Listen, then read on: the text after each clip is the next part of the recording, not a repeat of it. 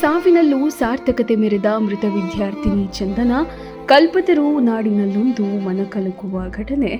ಅಪಘಾತಕ್ಕೆ ತುತ್ತಾಗಿ 8 ದಿನಗಳ ಕಾಲ ಸಾವು ಬದುಕಿನ ಮಧ್ಯೆ ಹೋರಾಟ ಮಾಡಿ ಮೃತರಾದ ವಿದ್ಯಾರ್ಥಿನಿ ಚಂದನ ಅಂಗಾಂಗ ದಾನ ಮಾಡುವ ಮೂಲಕ ಬೇರೆಯವರ ಬದುಕಿಗೆ ದಾರಿಯಾಗಿದ್ದಾರೆ. ಜುಲೈ 23ರಂದು ಸಂಜೆ ರಸ್ತೆ ದಾಟುವಾಗ ಎದುರುಗಡೆಯಿಂದ ಬಂದ ಲಾರಿ ಡಿಕ್ಕಿ ಹೊಡೆದ ಪರಿಣಾಮ ವಿದ್ಯಾರ್ಥಿನಿ ತೀವ್ರವಾಗಿ ಅಸ್ವಸ್ಥಗೊಂಡ ಹಿನ್ನೆಲೆಯಲ್ಲಿ ಸಾರ್ವಜನಿಕ ಆಸ್ಪತ್ರೆ ತಿಪಟೂರಿಗೆ ದಾಖಲು ಮಾಡಲಾಗಿತ್ತು.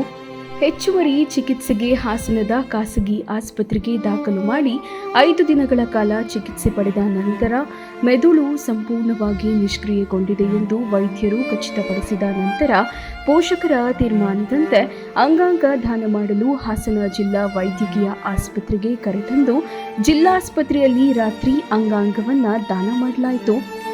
ವಿದ್ಯಾರ್ಥಿನಿಯ ಕಣ್ಣು, ಹೃದಯ, ಕಿಡ್ನಿ, ಕರಳು ಅಂಗಾಂಗ ದಾನ ಮಾಡಿರುವುದು ಜಿಲ್ಲೆಯಲ್ಲಿ ಇದೇ ಪ್ರಥಮವಾಗಿದ್ದು, ನಗರದ ಹಾಸನ ವೃತ್ತದಿಂದ ಬಿಎಚ್ ರಸ್ತೆಯ ಮೂಲಕ ಹಳೆ ಪಾಳ್ಯದಲ್ಲಿರುವ ಮನೆಯವರೆಗೆ ಚಂದನಾಳ ಪಾರ್ಥಿವ ಶರೀರವನ್ನು ಸಾವಿರಾರು ಸಂಖ್ಯೆಯಲ್ಲಿ ಭಾಗವಹಿಸಿದ್ದ ಸಾರ್ವಜನಿಕರ ಹಾಗೂ ಸರ್ಕಾರಿ ಅಧಿಕಾರಿಗಳ ಸರ್ಕಾರಿ ಗೌರವದೊಂದಿಗೆ ಮೆರವಣಿಗೆ ಮೂಲಕ ಕರೆತರಲಾಯಿತು.